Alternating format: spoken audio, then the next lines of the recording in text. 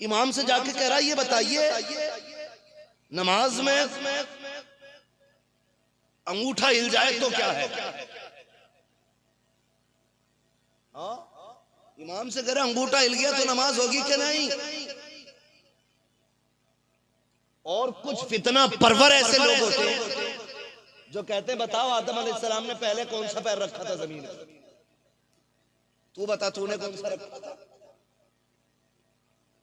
भाई जो चीज जरूरी नहीं है उसमें वक्त बर्बाद करते हो। कभी आके पूछ मेरी दुआएं कुनूत सुन ले, नमाज होती है कि नहीं, मेरी सूरे फातिहा सुन लीजिए, तशहुद में कहाँ उंगली उठानी है कहाँ रखनी है। कभी आके ये तो पूछा करो, ये भी तो पूछ लिया करो नमाज चाश्त की नियत क्या है, नमाज कुसूफ व खुसूफ की नियत क्या है। कभी ये भी तो पूछा करो तहज्जुद में कब उठना है कब सोना है, ये तरीके भी तो पूछ लिया करो। हमें ये पूछने की फुर्सत नहीं मिलती है। अगर इमाम 5 मिनट लेट हो जाए तो कलेजे फट जाया करते हैं। 5 मिनट लेट कैसे हो गया?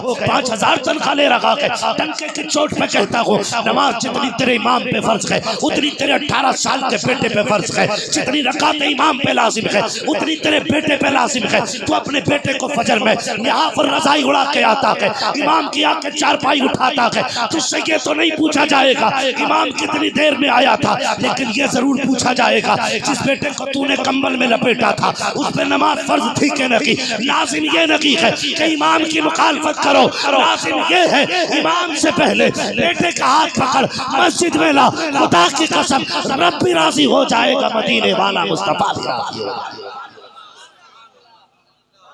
किधर जा रहे हैं हम? अपनी इस्लाह से गरज नहीं। सोच हुए खा के बिल्ली हज को चली, कहावत है जी हमारे यहाँ। सोच हुए खा के बिल्ली हज को चली। निकले यार इनसे, अपनी इस्लाह करो अपनी।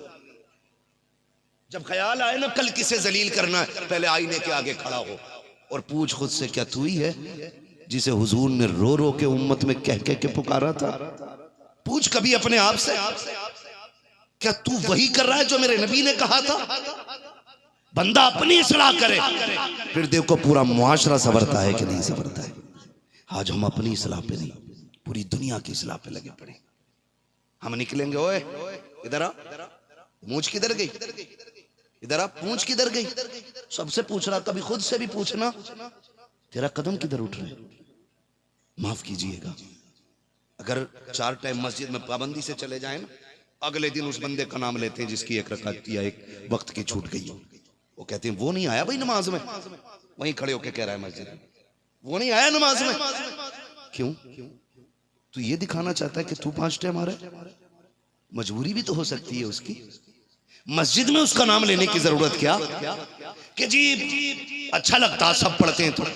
इतना ही दर्द था तो रात के सन्नाटे में जाता, आवाज देख के बाहर बुलाता, कहता यार तेरे बगैर मस्जिद की सफ में दिल नहीं लग रहा था, मैं चाहता था काश तू भी मेरे साथ जन्नतियों की लाइन में खड़ा हो जाता। ये कह के रात के सन्नाटे में जा, उससे जाकर के प्यार से बातें तो कर, पूछना क्यों नहीं आया था जोहर में, क्यों छूट गई उसकी असर की। किसी को जलील करने की कोशिश न करना, वरना याद रख अल्लाह ऐसा कादिर मुतलक है, बड़े अच्छे अच्छों की मुंह पे मार देता है। तेरे मेरे पास सजदे कितने हैं, जब घमंड की बारी आई है करोड़ों बरस की इबादत इब्लीस के मुंह पे मार दी गई है। वो इतना करीम भी है कि रहमत हक बहानमी जोयत, अगर वो बख्शने पे आता है तो बरसों के सजदे नहीं, चंद लम्हों के आंसुओं के सदके में माफ कर दिया करता है।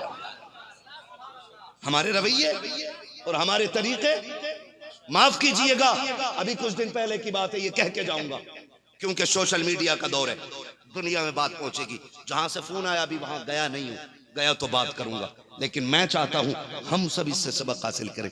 एक बंदे ने फोन किया, इमाम था, इमाम उसने कहा हजरत मेरी बच्ची बीमार हो गई, बुखार का दौर चल ही रहा है, मेरा बेटा भी रात में आया ना तो हॉस्पिटल में था, सुबह में आया तो।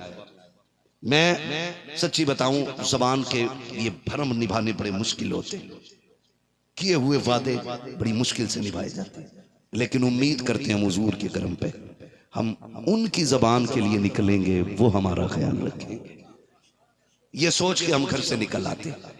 आपको अल्लाह सलामत रखे। उस बंदे ने मालूम क्या कहा, फोन करके कहा बच्ची बीमार हो गई, 3 दिन एडमिट रही, और प्लेटलेट जो गिर जाती है ना, क्या बोलते हैं उसको डॉक्टर साहब, क्या बोलते हैं उनको? प्लेट्स बोलते हैं ना, हाँ तो जो डेंगू की वजह से वो प्लेटें गिरी ना, तो उसने कहा ना कि 3 दिन लगे, तकरीबन 45,000 का खर्च आया।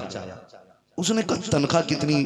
7,000 तनख्वाह का। मैंने हजरत उधार ले लिया, इस उम्मीद पे लिया था कि इमामत की तनख्वाह मिलेगी ना आगे तो मैं कर्जे उतार दूंगा। वो रो के कहने लगा, गया ना तो मस्जिद के मुतवल्ली ने कहा, मौलाना अब तुम्हारी ज़रूरत नहीं है, अब तुम जा सकते हो, दूसरे इमाम का इंतज़ाम कर लिया गया है। ये देखो मेरे हाथ जुड़े हैं, आज अगर इमाम के आगे मजबूरी है, आपके मातहत के आगे मजबूरी है, आप वो आपके सामने खड़ा है ना जो जिससे आप हिसाब ले सकते हो, तो डरो अल्लाह के अजाब से। आज आप उसके साथ नरमी का रवैया नहीं करोगे ना, अल्लाह ऐसी मुश्किलों में डाल देगा, कोई बचाने वाला नसीब नहीं होगा। आप अपने लहजे दुरुस्त करो। उसने कहा कि 3 दिन के बाद पहुंचा था, बच्ची बीमार थी, वो रोता हुआ कहता मैं बच्ची को रोता हुआ छोड़ आया था ताकि मस्जिद जाऊं, ताकि लोग नाराज ना हो सके। ओ यार मैं तुमसे पूछना चाहता हूं, क्या इमाम की बेटी बेटी नहीं होती है? क्या इमाम की औलाद औलाद नहीं होती है? मैं घर से चलता हूं, हजरत घर से चलते हैं, पूछो तो सही है जितने उलमा बाहर जाने वाले हैं, आप भी तो परदेश जाते होंगे, कि आपकी बच्चियों के फोन आपको नहीं आते होंगे, आपकी औलाद आपको याद नहीं करती होगी। हमारे बच्चे रोते हुए हमें छोड़ा करते हैं, कितनी मुश्किल और बहानों से हम घरों से निकला करते हैं, तब जाके आप तक पहुंचा करते हैं। और फिर उसके साथ रवैया ये कि इमाम इंसान नहीं होता है, उसकी बेटी बेटी नहीं है, उसकी औलाद औलाद नहीं है, सिर्फ तुम्हारी औलाद औलाद होती है। अगर किसी की बच्ची बीमार थी, मैं तो ये कहता हूँ गैरत से डूब के मर जाना चाहिए उस मुतवल्ली उस खजांची को जिसने इमाम के साथ ये रवैया किया है। अल्लाह से डरो, आज उसकी बच्ची बीमार है तो वो 3 दिन वक्त दे गया है, अगर तेरी बच्ची बीमार हो गई पता तू क्या करेगा? इसलिए कि शाफी भी अल्लाह है, काफी भी अल्लाह है, रज़ाक भी अल्लाह है, कादिर भी अल्लाह है, हाकिम भी अल्लाह है, मालिक भी अल्लाह है, उसके आगे किसी की नहीं चलती है। जब वो पकड़ने पे आता है कोई बचाने वाला नहीं मिलेगा। अगर ये चाहते हो तुम्हें सुख मिले, तुम लोगों के साथ नरमी से पेश आया करो, खुदा की रहमतें तुम्हारे साथ रहा करें। नारे तकबीर, नारे रिसालत। हज़रत अल्लामा मुफ्ती हम्माद रज़ा साहब क़िबला। दिल के फपोले जल उठे सीने के दाग से, इस घर को आग लग गई घर के चिराग से। क्या नमाज़ें कबूल होंगी उन लोगों की जिसके पीछे पड़ी और उसी के खिलाफ शुरू? इससे बेहतर था कि तुम इसके पीछे सजदे न करते, इससे बेहतर था तुम इसे इमाम न बनाते। ना करें ये, निकले इन चीजों से और दिलों में जगह पैदा करें, दिलों में जगह पैदा करें। अल्लाह तौफीक दे तो सिर्फ बहार उर्दू पढ़ के किताब ना पढ़े, बहार शरीयत लेके इमाम के पास आ और उससे फिर बाकी के मसाइल सीख। हाँ, डरता नहीं हूं कहते हुए 90% हमारी आवाम को कपड़ा पाक करने का मसला नहीं आता होगा और बात करने में हम बहुत आगे हो जाते हैं। आए कभी अपने इमाम से पूछें, बताएं कपड़ा कैसे पाक होता है, बताएं गुस्ल कैसे होता है। हाँ, हमारा जो एतमाद है ना वो इमामों से ज्यादा मुजाबरों पे हो गया है। मौलवी से ज्यादा मुजाबर को मान रहे हैं। मौलवी अगर ये कहते सूरज जिन्न पढ़ाकर सारे भूत उतर जाएंगे तो नहीं मानेगा, और बाबा जिसकी ना दाढ़ी ना मूछ, चरस मार के भांग पी के कह रहा कलंदर हूं अली का, वो अगर कहते तुझ पे 7 है राख दूंगा मल के सो जाइए, तो 7 दिन भूत बन के सोने तैयार है, कुरान पढ़ने तैयार नहीं। गलत नहीं कर रहा हूं अजमत भाई, हकीकत है। और हमने उन्हें बाबा बना रखा है। बाबा जो वो कहते वो ही होना है। जाके कह रहा मियाँ बीवी झगड़ा चल गया तो बाबा से कह रहा तावीज दे दो, बीवी ससुराल भाग गई है, तो वो कह रहा आ जाएगी, 3 तावीज ले जा। अबे जिसकी खुद 6 महीने से नाराज है वो तेरी 3 तावीजों में ला देगा। सितारे मिला दो। कौन से भाई? क्या बीवी की बन नहीं रही है? ऐसे आंखें बंद करके देख के कहता कि तेरा उधर है उसका उधर है। जिससे 6 साल में अपने ना मिले वो हमारे सितारे मिलाएगा। निकलो इस अंधी दुनिया से।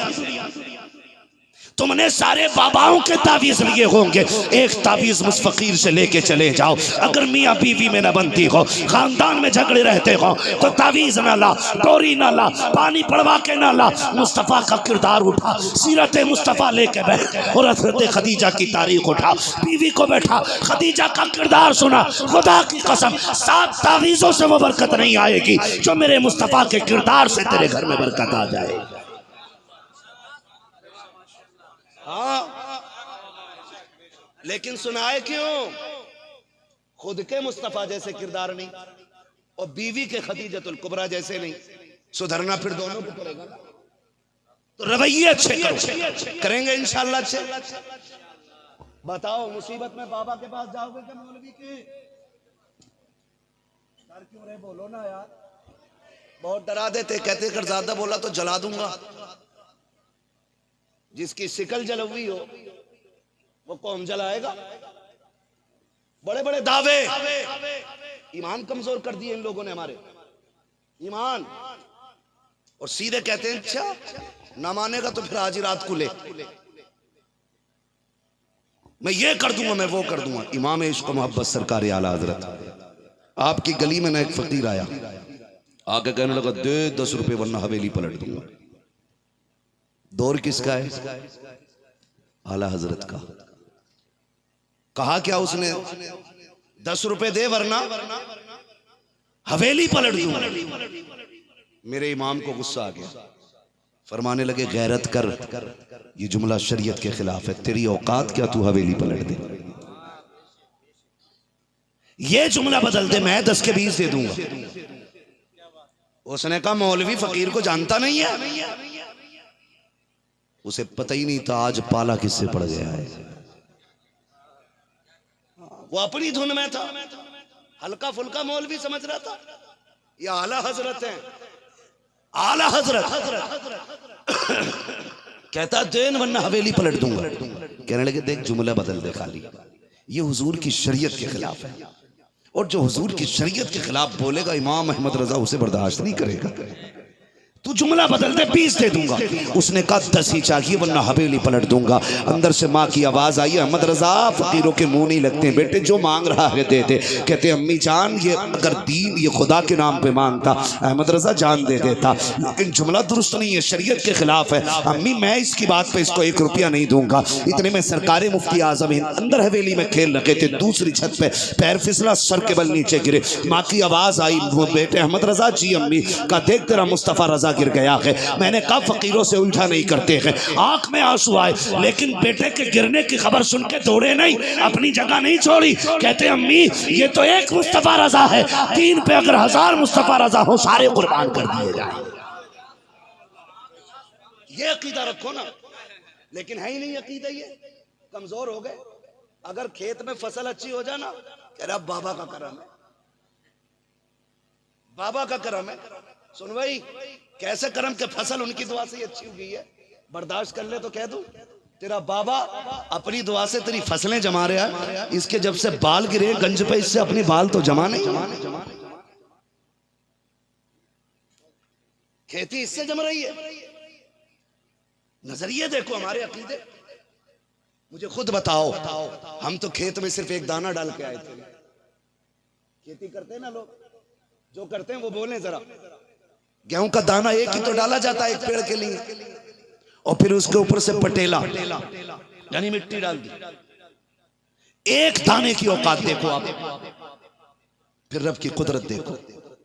दाने का किल्ला निकला, और किल्ला इतना नरम के कोई मसल दे तो टूट जाए, कोई यूं मार दे तो टूट जाए, लेकिन रब उसे कैसे निकालता? जमीन का सीना चीर के निकालता है। ये कुदरत किसकी है? बोले सारे किसकी है कुदरत? और जोर से किसकी? और जोर से किसकी? अल्लाह की कुदरत। एक किल्ला निकालता है जमीन का सीना चीर के। वो कह रहा पीर का करम है।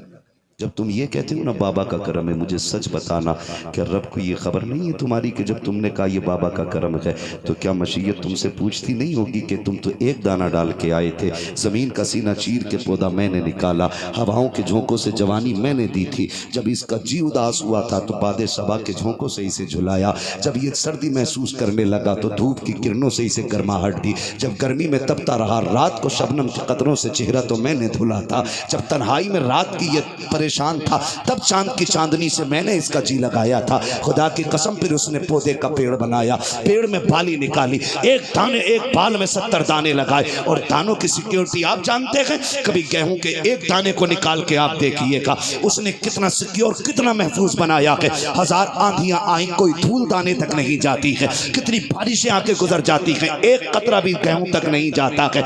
ये सिक्योरिटी कौन देता है? ये हिफाजत किसने दी है? ये सारी अल्लाह ने दी है। जब फसल जम के आई, खेत लहलहा रहा था, किसी ने कहा प्रधान बताओ तो सही ये फसल कहां से हो रही है? कहा अच्छा बीज डाला था, उसके नतीजे में फसल अच्छी है। कोई कहता दवा अच्छी डाली थी इसलिए फसल अच्छी है। किसी ने कहा बाबा ने पानी पढ़ा था उसकी वजह से फसल अच्छी हो रही है। नादान भूल गया, जब तुझसे कहा था फसल कैसे हुई तो कह देता मेहनत मैंने की है, रहमत खुदा ने कर डाली है। खुदा की कसम इतना तू कह देता, अल्लाह 7 वालों में 70 वालों की बरकतें अता फरमा देता। जिसकी पर्दादारी है। ये जो बेमौसम बारिश हो रही है ना, ये भी बिला वजह नहीं। दिल पे हाथ रख के बताइए, मौलवी थक गए कुरान पढ़ाने वाले, उश्र दो। किसी पे मुसीबत पड़ी इतनी कि कोई कह देता हो मेरे खेत में 50 क्विंटल गेहूं हुआ है, ये उश्र का अपना हिस्सा लेके चले जाओ।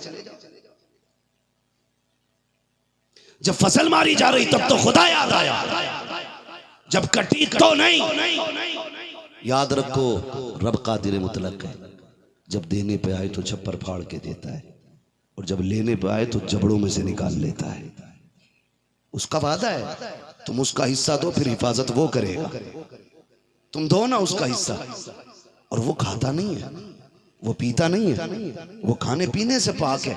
लेकिन हम ना इतने बेहिस हो गए, समझ ही नहीं पाते। वो निकाल के हम ही को तो देता है, हमसे लेके हम ही को लौटा देता है। कैसे?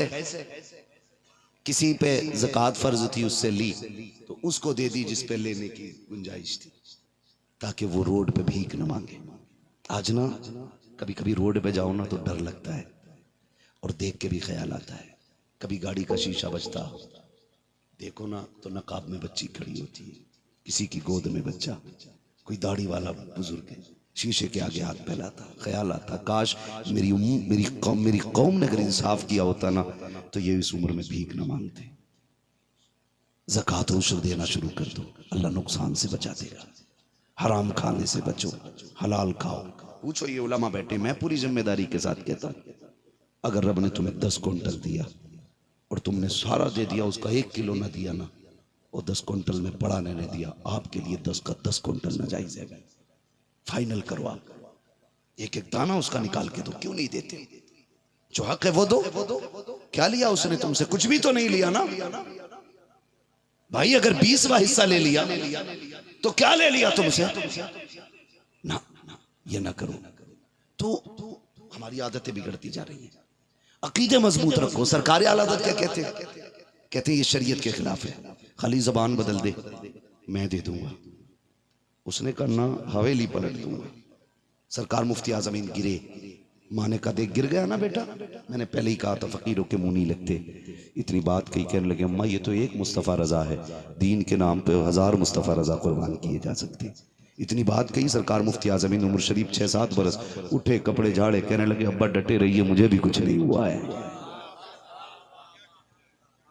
मुझे भी कुछ नहीं हुआ। फिर सरकार आला हजरत ने फरमाया किस अकड़ में है, किस अकड़ में? कावेली पलट दूंगा। गुस्सा आया बरेली के पठान को, पठान हो तो ऐसा हो, गुस्सा भी आया है तो दीन के लिए आया है। पैर का जूता निकाला, फरमाने लगे हवेली छोड़, अहमद रजा की जूती पलट के दिखा दे। उसने कहा ये कौन सी बड़ी बात है? पैर लगाया, जूता नहीं हिला है, हाथ से हिलाया नहीं हिला, दोनों हाथों से ताकत लगा दी, नहीं हिला। कहने लगे ये क्या हो गया है, जूता क्यों नहीं हिल रहा है? फरमाने लगे ये तो अहमद रजा की हवेली है, तू जूता नहीं पलट रहा है, तू क्या समझता है अहमद रजा लावारिस है? ये वो है जिसका अजमेर वाला भी वारिस है, खुद मदीने वाला भी वारिस।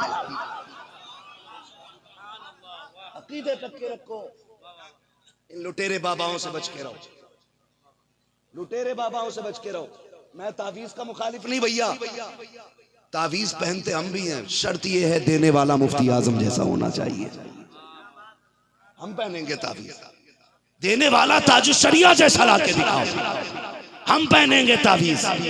जिसे इस्तंजे का तरीका ना हो वो तावीज बांटे, पहले उसे पकड़ के पाक करेंगे,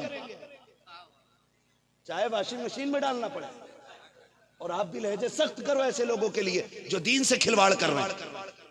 हमारी और आपकी जिम्मेदारी है पूरी कौम को देखना, हम ही नहीं समझाएंगे।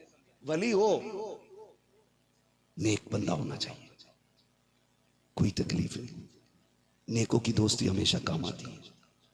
पीर ऐसा ना हो जो हाथ पकड़े बैंक से रिश्ता जोड़ दे, पीर ऐसा होना चाहिए जो हाथ पकड़े रिश्ता मदीने वाले से जोड़ दे।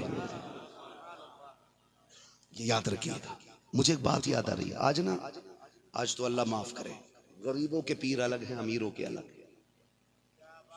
जो फॉर्चूनर में बैठ के आएंगे वो अमीरों को मुरीद करेंगे, जो साइकिल से आएगा वो गरीबों को मुरीद करेगा। लेकिन बता दूं, कायनात में सबसे बड़े पीर को मोहम्मद रसूलुल्लाह कहा जाता है। मेरा नबी सबसे बड़ा पीर है। और उसकी चौखट की कहानी, एक ही सफ में खड़े हो गए महमूद अयाज, ना कोई बंदा रहा ना कोई बंदा नवाज। हाँ, असहाबे सुफ़ा को कभी झांक के देखो, हर क्वालिटी का बंदा मिलेगा। हुजूर की चौखट है। आज तो पीरों की क्वालिटी बदल गई। मुरीद, वीआईपी पीरों का वीआईपी मुरीद, वीआईपी मुरीदों का वीआईपी पीर। हाँ, माफ कीजिएगा, हमारे रवैये दोहरे हो रहे हैं। पीर तलाश करो ना। पीर का मतलब क्या होता है? पार्टी बंद। किसे पीर कहते हो? जो अलग पार्टी बना ले। अब तो कह रहे सुन भाई, तू मेरा मुरीद हो गया, उसके मुरीद के साथ मत टहलिए। आग लगा दी इन चीजों ने।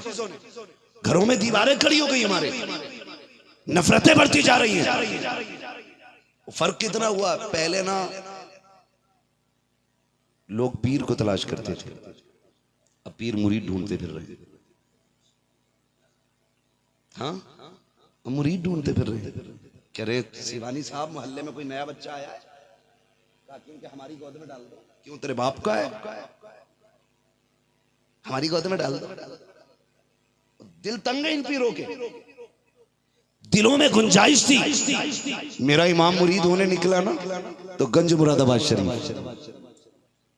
है ना, अल्लामा फजल रहमान गंज मुरादाबादी रहमतुल्लाह तआला अलैह की चौखट में कैसे आए मौलाना मुरीद होने के लिए? बड़ी बात थी ना। चाहते तो मुरीद कर लेते, काम लंबा हो जाता। कहने लगे ना, तुम्हारा हिस्सा मारेरा शरीफ के अंदर मौजूद है, यहां नहीं है, तुम्हें मारेरा शरीफ जाना पड़ेगा। आज तो घेर घेर के, अच्छा कमरे में बुला बुला के ना। पीरा मुरीदी का मतलब ये नहीं होता। पीर का मतलब ये होता है जो हाथ यहां पकड़े रिश्ता हुजूर से जोड़ दे। मुझे एक पीर की बात याद आ गई, अल्लाह सलामत रखे। मोहब्बतों से सुन रहे, जरा कह दे या रसूल अल्लाह। एक बुजुर्ग गुजरे, शेख बहाउद्दीन बुखारी रहमतुल्लाह तआला अलैह, पाए के बुजुर्ग। इब्तदाई दौर है, उस वक्त कसरत से मुसलमान नहीं थे। आप ना एक बस्ती से गुजर रहे थे, जंगल से गुजरे ना, किसी ने देख लिया शेख बहाउद्दीन जा रहे, भीड़ लग गई लोगों की। और याद रखिए, जब अल्लाह वाले जाते हैं तो ऐलान हो ना हो, दीवानों की भीड़ लग जाया करती है। और अल्लाह वाले वो होते हैं जो छुप के चले, वो नहीं जो छाप के चले, जो पहले कहते मैं आ रहा हूं, 5 गाड़ी एयरपोर्ट पे चाहिए, 6 गाड़ी आपके गांव में चाहिए, है ना। ये मैं नहीं मानता इन चीजों को। अल्लाह वाले छुप के चलते। तो वो जंगल से गुजर रहे, किसी ने देख लिया शेख बहाउद्दीन, भीड़ लग गई, दीवानों का हुजूम। इत्तेफाक से गैर मुस्लिम बच्ची गुजर के जा रही थी। उसने कहा यहाँ क्या है? किसी ने बताया मुसलमानों के पीर आए हुए। सीधी बात बताई, कौन आए हुए? मुसलमानों के, जोर से मुसलमानों के पीर आए हुए। जरा सोच समझ के फैसला करना। मैं नहीं कहूंगा कौन किसका मुरीद है, अपने पीर को खुद झांक के देखना। नाम नहीं बताऊंगा। कहा कौन है? का मुसलमानों के पीर। बच्ची कहने लगी ये पीर कौन होते? ये पीर कौन होते? तो किसी ने कहा उनसे ही जाके पूछ ले, उन्हीं से जाके पता कर ले। जब उन्हीं से जाके पूछने की बारी आई, बच्ची गैर मुस्लिम थी, हटो बच्चो करते करते हजरत तक पहुंच गई। कहने लगी हुजूर आप कौन है? आप पीर हैं? कहा हाँ। बच्ची ने कहा ये पीर कौन होता है? तो अल्लाह वाले थे, 2 बातों में बात खत्म करनी थी, मंतिक और फलसफा तो पढ़ाना नहीं था। फरमाने लगे बेटी, पीर वो होता है जो मुसीबत में काम आया करता है। पीर वो होता है जो जोर से, जो बड़े गुस्से में बोल रहे हैं आप, बात नागवार लग रही है, अच्छी लगेगी, बोले जोर से। जो पीर वो होता है जो मुसीबत में काम आता है। बच्ची कहने लगी सबके, कहा हाँ, तो कहने लगी तो फिर मुसीबत तो किसी को भी आ सकती है, अगर मुझे मुसीबत आ गई तो? फरमाने लगी बेटी मुरीद हो जा, अगर तुझे भी मुसीबत आएगी हम तेरे भी काम आ जाएंगे। बच्चे कहने लगी मुरीद कैसे होते हैं? फरमाने लगे मेरे हुजूर का दिया हुआ दीन कबूल कर, कलमा पढ़ और फिर मेरी बैत कर। बच्ची 9 उम्र थी, उसने ना दीन का कलमा पढ़ा और हजरत की बैत की। याद रखिएगा, कई बार ये सोचते हैं कि भाई जब बुजुर्गी आएगी तब मुरीद होना। जब जैसी मुरीद हुई ना, सिलसिले का फैज जारी हुआ। जब सिलसिले का फैज जारी हुआ ना, तो फिर वो बच्ची बादशाह के दरबार में नौकरी लगी और इतनी तरक्की की कि जो पहले से काम कर रही थी, बादशाह ने उनका सुपरवाइजर उसको बना दिया। जब वो सुपरवाइजर बनी तो जो पहली वाली थी उनको टेंशन हो गई, ये 2 दिन की लड़की हमारे बाद आई है और हमसे आगे निकल गई, हमसे आगे निकल गई। कई बार हमारे नौजवान काम करना चाहते हैं तो बड़े बूढ़े कहते हैं सुनो भाई हमारे पीछे चलो, हमसे ज्यादा नहीं जानते हो, हमारे बाल सफेद हो गए, तुम 2 दिन के लड़के हो, चचा चुप रहो, जिसके हिस्से में अल्लाह ने जो काम रखा उसको वही करना है। हमारे जैसे 70 साल के कुछ ना कर सके जो 18 साल का मोहम्मद बिन कासिम करके गया है। बात वो नहीं है, अल्लाह जिससे चाहता है काम लेता है। जब गई बादशाह के दरबार में ना, तो काम ऊंचा हो गया, नौकरी बढ़ गई, उसकी तनख्वाह बढ़ गई। उनको गुस्सा आने लगा, ये इतनी आगे क्यों? सोचा क्या किया जाए, का इसको हटाओ। हटाने के लिए इल्जाम लगाया, बादशाह के दरबार से हार चोरी हुआ। चोरी होने के बाद ना, जब चोरी हो गया फिर इल्जाम लगाया, किसने चुराया? का बच्ची ने चुराया। उसके पास तो कोई गवाह भी नहीं था सफाई का। बादशाह के दरबार में हाजिरी हुई, कहा तेरे ऊपर इल्जाम लगाया गया है, तूने चोरी की है? उसने कहा नहीं मैंने कोई चोरी नहीं की। कहा कोई सबूत, कोई गवाही? का मैं कोई सफाई भी नहीं दे सकती। बादशाह ने कहा ठीक है, तुम्हारे पास कोई सबूत? तो जिन्होंने इल्जाम लगाया था मिली भगत थी, 8-10 खड़ी हो गई, कहा मेरे सामने चुराया, मेरे सामने चुराया, ऐसे लिया वैसे लिया, 1000 इल्जामात लगाने के बाद बादशाह ने कहा ठीक है, इसको 8 दिन के बाद सजाए मौत दे दी जाएगी। अल्लाह अकबर, बच्ची को सजाए मौत का ऑर्डर मिल गया है। 8 दिन के लिए बच्ची को कैद में किया गया है। जानते हो 8 दिन तक कोई मिलने नहीं आया। बच्ची बड़ी बेकरार परेशान है, कोई था ही नहीं उससे मिलने, कौन आता। जब सजा के दिन करीब आने लगी, जब सजा वाला दिन आ गया, बादशाह के हुक्म पे सिपाहियों ने बच्ची को कैदी बनाया है, हाथ में रस्सियां बांध करके महल के छत पे ले जाने लगे ताकि नीचे फेंक के बच्ची को कत्ल कर दिया जाए। जब बच्ची को लेने जाने लगे, बच्ची रोने लगी, मुड़ मुड़ के देख रही थी। किसी ने कहा किसकी राहें तक रखी है, 8 दिन से कोई नहीं आया। का तुम्हें क्या पता है, किसी ने वादा किया था जब मुसीबत होगी तो हम तेरे काम आ जाएंगे। 8 दिन गुजर गए हैं, उसी का इंतजार चल रहा है, शायद वो अब आता होगा, अब आता होगा। उसने कहा बच्ची बस कर, जिसको 8 दिन से कोई देखने नहीं आया उसकी मदद के लिए कौन आ सकता है। बच्ची जब सीढ़ी पे चढ़ने लगी, पहला पैर रख के कहती बुखारे वाले तूने वादा किया था मुसीबत होगी तो काम आऊंगा, आज से ज्यादा मुसीबत का दिन कब होगा बता, कब आएगा। 8 दिन हो गए तेरी राह तकते तकते, अभी तक तू नहीं आया है। बच्ची चढ़ती जा रही है, रोती जा रही है। जब दीवार की दहलीज पे खड़ी हुई जाकर के पूछा गया बता आखिरी ख्वाहिश क्या है, बच्ची ने कहा था एक तमन्ना है। कहा क्या? कहा मेरे हाथ खोलो। कहा करना क्या है? कहा किसी को अलविदाई सलाम करना है। बच्ची के हाथ की रस्सी खोली गई है। बच्ची दीवार पे खड़े होकर के बुखारा की तरफ रुक करके कहती है ओ बुखारा वाले मेरा आखिरी सलाम ले ले, देख मैंने जो वादा किया था पूरा कर दिया है। तूने कहा था मुझसे जुड़ी रहना, मैं तेरे काम आऊंगा। उसने कहा आखिरी सांस तक तेरी राहों पे नजरें टिकी रखेगी। अभी तक तू नहीं आया है, लेकिन याद रखना अगर तू नहीं आएगा कयामत तक लोगों का पीर से एतमाद उठ जाएगा। ये कहते कहते बच्ची ने कहा चला आखिरी सलाम कबूल हो, हमने तो यहाँ तक निभा ली है, आगे निभाना तेरी मर्जी है। ये कह के बच्ची ने हाथ जोड़े, लोगों ने रस्सियां बांधी, बच्ची को धक्का जब दिया है। मुअर्रिखीन ने लिखा है आखिरी जुमले थे अब तो आजा कब आएगा।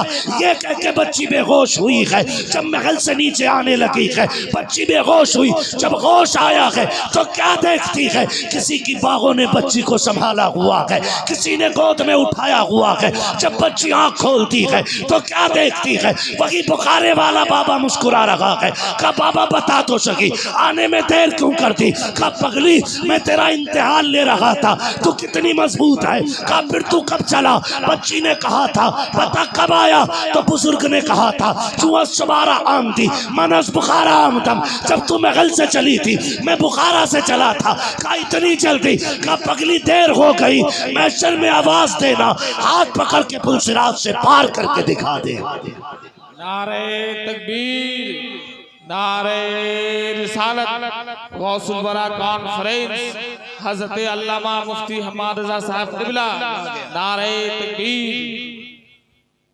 ओ भाई इसे पीर कहते हैं। काचू अज शुबारा आमदी मनस बुखारा आमदम, जब तुम महल की दीवार से नीचे चली मैं बुखारे से चला। इतनी तेज रफ्तार, कहने लगी पगली ये तो कुछ भी नहीं है, मैदान महशर में आवाज देना, हाथ पकड़ के 500 बरस का रास्ता लम्हों में पार करा दिया जाएगा। लम्हों में पार करा देंगे। ओ भाई ये अल्लाह वाले होते, ये अल्लाह वाले होते। बगदाद वाले की महफिल है, आम महफिल नहीं है, बड़ी शान वालों की महफिल है, बड़ी शान वालों की महफिल है। खुदा की कसम उनकी चौखट से कोई खाली नहीं जाता। रुक के एक बात कहूं, एक सीधी सी बात जाने, अल्लाह आपको सलामत रखे। सरकार गौसे पाक के हवाले से पूरी जिंदगी सुनाए कि नहीं सुनाए?